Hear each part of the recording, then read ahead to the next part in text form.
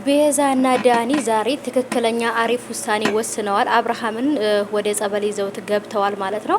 አብርሃም ራሱ እንግዲህ ከእህቱ ጋርና ከወንድሙ ጋር ሄዶ ትክክለኛ ውሳኔ ወስኗል። እንግዲህ ጸበል ሊጠመቅና ሊታከም ነው እና ውዶቼ እንግዲህ ያው ለቪዲዮ ጥራት በጣም ትልቅ ይቅርታ ጠይቃለሁ። ድምጼ በጣም እንትን ብሏል። ይሄን ሰሞን አሞኛል፣ ጉንፋን አሞኛል። እንደምታዩት ከንፈሬ ራሱ ቆስሏል ማለት ነው። ይሄን ሰሞን ኦ ማይ ጋድ ትላላችሁ ማለት ነው ውዶቼ። የእውነት በጣም ነው ያመመኝና ዱአ ያርጉልኝ።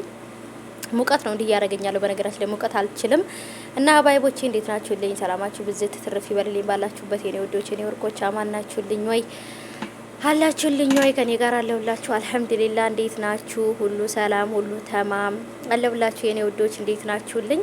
ዛሬም እንግዲህ በድጋሚ በሌላ ቪዲዮ መጥቼላችኋለሁ ውዶቼ። ስራ እንዴት ነበር?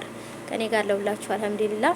እንግዲህ ወደ መጣሁበት ወደ ገደለው ስገባ እንግዲህ ቤዛ እስከ ወንድሟ እስከ ዳኒ ጥሩ ውሳኔ ወስነዋል። ምክንያቱም ልጁ ታክሞ አብርሃም ካልታከመና እዚህ ካለበት ስትረስ ውስጥ ካልወጣ ትክክለኛ ውሳኔ መወሰን ስለማይችል ይህን ውሳኔ እንዲወስን ደግሞ መታከም አለበት አይደል እንዴ ጋይሶችዬ? ስለዚህ ከታከመ በኋላ ነው ውሳኔ ሊወስን የሚችለውና ስለዚህ ወደ ጸበል ይዘውት ገብተዋል። ሁሉ ነገር ተስተካክሏል።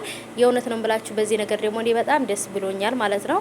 እንግዲህ አብርሃም ታክሞ ከተመለሰ በኋላ ምን ሊል ይችላል፣ ምን ሊፈጠር ይችላል የሚለውን ነገር አብረን የምናይ ይሆናል ማለት ነው ውዶቼ። እንግዲህ እናያለን ሄርሜላን ወይንስ ሩታን። በእንደዚህ ብዬ በመሰራው ቪዲዮ ላይ አብርሃም በጭራሽ ሩታን ሊመርጥ አይችልም እያላችሁ ነበር ማለት ነው። ኦ ማይ ጋድ ረባካችሁ እናንተ ይሄንን ኮሜንት የምጽፉት የሄርሜላ ቡችሎች ናችሁ ማለት ነው። እና በጭራሽ አብርሃም ሄርሜላን ሊመርጣት አይችልም። ሊመርጣት የማይችልበትም ምክንያት እናንተ በደንብ አድርጋችሁ ታውቃላችሁ።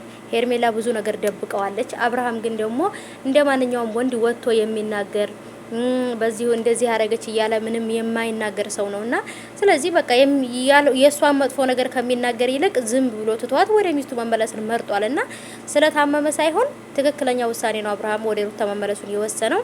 አሁንም ደግሞ ሄርሜላ ጋር አይደለም ሩታ ጋር አይደለም ያለው ቤዛ ጋር ነው ያለው። ሰምታችኋል።